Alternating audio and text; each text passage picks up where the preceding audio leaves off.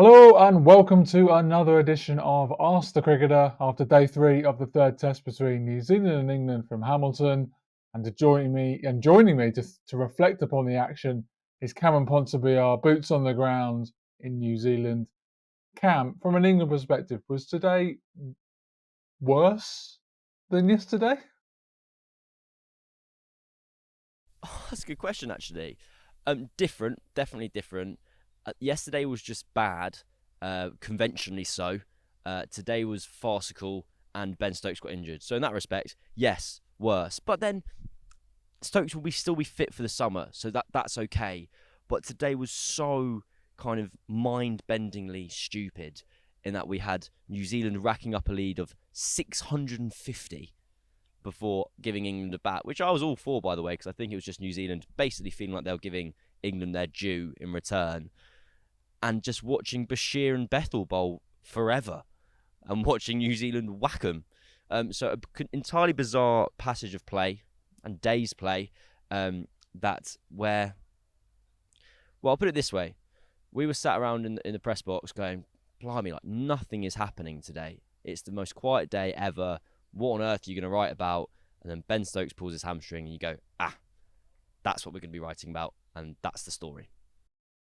Yeah, it was really good of his fragile muscles to deliver us a line from today, because otherwise it was, as you say, pretty dull at times, actually, to be honest, while just waiting in a holding pattern for New Zealand to pull the trigger. Do you want to? You sort of did to a little bit to me, sort of off mic, but can you sort of flesh out your theory about New Zealand batting on and on and on and on and on and on? I think they're basically pissed off with England. I think England have wound them up to an extent, not dramatically so, but there's just been things. There's been a bit of back and forth between Daryl Mitchell and Bryden Carse. Yesterday, when Ravindra came out after having used the night watchman, he was getting pelters from the England team, and also when Root reverse scoops to get 100 in Wellington. I know that's really cool and exciting from like a fan's point of view and a neutral's point of view, but if you're New Zealand, you're wanting to throw fists at that point. You're like, you guys are taking the mickey out of us. Like, is this such a little contest that you're going to get this fancy shot out that's named after you to bring up three figures, a milestone, and celebrate and have a laugh with your mate in the middle? And I said that kind of offhand to a kind of friend of mine over here who's working for Cricket New Zealand, and he was like, 100%. He was like, I was fuming when Root did that, because it was just like, you guys are taking the piss. You guys are like going not too far of it, but it's an embarrassing kind of one-sided nature. And so, as a chance today to be like, England, you just bat. No, sorry, you just field. And you keep fielding. I mean, we're going to keep you fielding forever. I kind of wanted New Zealand to bat into tomorrow, because I thought that would have been extra funny. And just to build up a lead of about 800 and just sacrifice the chance to win and just continue to batting forever. Naturally, you're not the only person, or New Zealand certainly aren't the only people who are angry at England. Obviously, the tone of the questions that we had over the last couple of hours have reflected the position that England find themselves in the game. One that we are going to address is from Reece Benjamin asking, is Bashir just Moeen Ali reincarnated? Moeen Ali, the bowler, reincarnated, I think, is the suggestion there. You know, Shoaib did have another difficult day, didn't he? And went for a lot of runs, but the circumstances clearly deserve a heap of context here, right? Well, kind of. I think in terms of like the direct question from Reese, like, I give Moeen some more credit, to be honest. Moeen Ali was a very, very good off spinner. His like fourth innings record was phenomenal. Um, Bashir is a conundrum that England are going to have to work out. Now, where I'm super sympathetic is that Bashir was literally a club cricketer 2 years ago, and they've plucked this kid out, and you cannot expect him to be at the level of an international spinner like that overnight in the process of 12 months. But he's had a poor winter. He's averaging kind of close to 50 with the ball, maybe more. He's conceding runs. Today, he was going at about 5 runs and over on a day when no one was playing a shot. Ravindra was on 3 off 27 at one point. It was tame. Williamson and Ravindra put on 50 in the first 19 overs of the match, until it became a bit farcical later when they were smacking sixes and Bethel was bowling and that type of stuff was happening. New Zealand weren't moving anywhere, and they were cruising along against Bashir, and that is a concern. Like, it's one thing to be taken down where, as an off spinner, where someone decides they fancy you one day and keep whacking you into row Z. It's another thing to be able to cruise along at 4-5 runs and over, not under threat. That's almost a worse problem to have. And Bashir's just not, he's been really struggling with his accuracy to an extent. I think I mentioned maybe on one of the shows in the last match, like, he kind of has these 3 misses, which he hasn't been doing too much in such a distinct and defined manner this match, where he misses full, gets hit straight, then he bowls a quick one wider, which spinners around the world would recognise, and he kind of gets slashed through the offside. And then he has this one where he kind of drops it on middle stump, short, pace off, and he gets pulled kind of square of the wicket or behind square. He only bowled one of those today, but it's just this kind of general misdirection of the ball, in that you don't really know where he's going to be getting hit. He's getting hit in a lot of different areas, and that's an issue, and that's something they'll want to work on. Where England are so hopeful with Bashir, though, is you've seen him perform in the micro and the macro to an international level. So in his first tour of India, he bowled through the afternoon session in Ranchi, and that was a fantastic spell of bowling. So he proved over a period of time that he was capable of holding down an end, attacking and defending at the same time. And then in his fifer against West Indies in Trench Bridge, where he got Jason Holder with that kind of beautiful, stereotypical off-break delivery, he showed in an individual moment he has the skill set to dismiss. I know Holder's not like an amazing test batter, but he's a good test batter, and he didn't. What the problem England will have is, if they decide that Bashir's not the one, they're going to have the situation that this whole scenario was designed to avoid, where they're going to have to drop someone in for an Australia series at the very last minute. So, look, their chips in with him. We're going to have India first. He'll get rope. He'll get a game against Zimbabwe, but it's a question mark, I would say. That question, I couldn't help but think back that, Moeen Ali has been retired from international cricket for 6 months, of Test cricket for even longer, and yet he's still getting blamed for England not doing well, regardless of whether he's even available to play. It's absolutely nonsense. Well, I thought today was his fault, to be fair. I blamed it on Mo. Indeed. Why not? In terms of Kane Williamson today, we're paying you to come up with really interesting things to say. Can you come up with something different to say about what Kane Williamson did today? Because it was as routine as it ever looks, as it ever makes it look, particularly at this venue, of course. And it was just another masterclass from him, wasn't it? He cruised it. It was a sim game century where you blink, you know he's going to get there. He's never under any threat. And I must admit, kind of at the end of every day's play, my kind of routine is I'll send my piece to you, and I'll go and write down some notes, just a summary of the game, to kind of remind myself of videos, basically. And I went, okay, what happened today? And I went, Williamson got 150. And it just was such a non-event where he has this incredible record on this ground. I think his average ticks back over 100 now, or maybe it has. He was averaging in the mid-90s coming into this test match. It's now his 5th match in a row at Seddon Park where he scored a century. No one's ever done that before in test cricket history, where they scored 5 consecutive centuries at the same venue.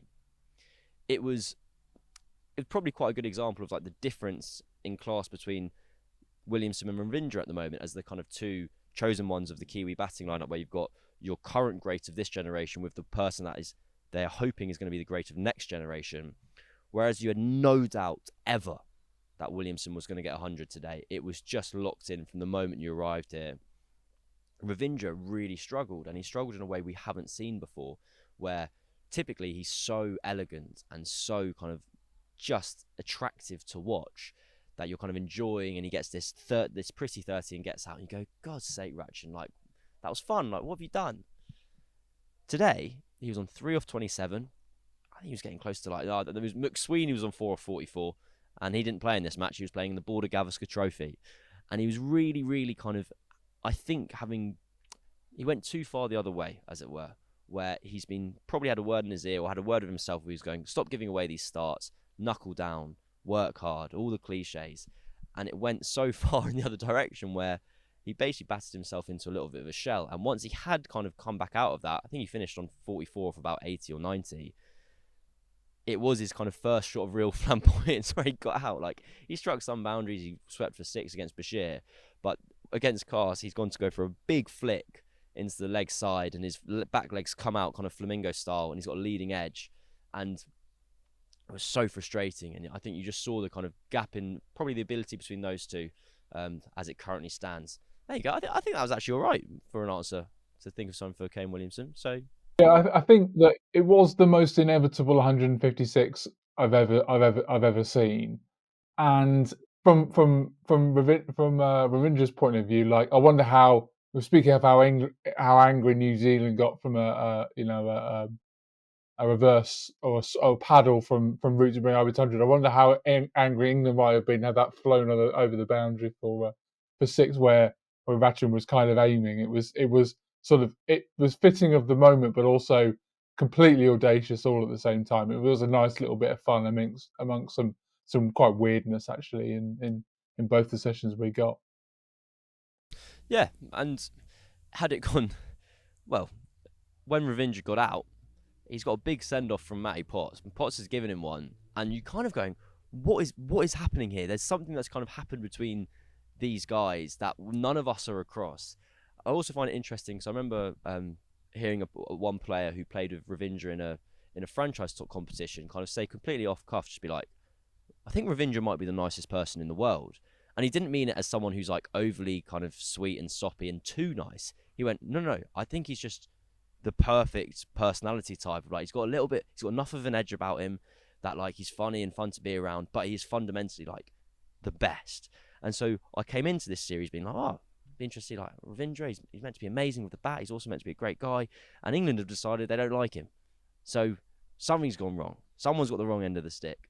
But I think ultimately, well, it's weird because New Zealand is so far ahead in this match. I think yesterday when Ravindra arrived at the crease, there was someone said he like pointed at the scoreboard when England were giving him a bit, but like England are able to be like, oh, we've won 2-0, whereas Ravindra's like, we're 17 million runs ahead. So who knows? I think they'll all be friends again by the next time they play each other in 2 years' time when New Zealand come to England.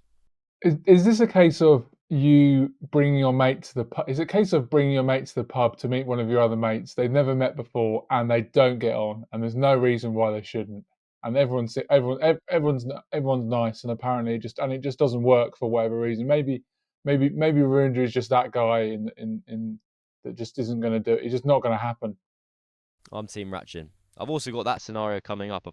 I'm putting together 2 mates in about a week's time. We're going for a drink. Probably less than that's Christmas. It's going to go one of 2 ways. I'll keep you updated.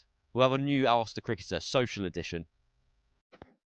Well, we could do it. We could do it as live, couldn't we? After the meet. I think I asked you something. We signed off yesterday something similar to what I'm about to ask you now.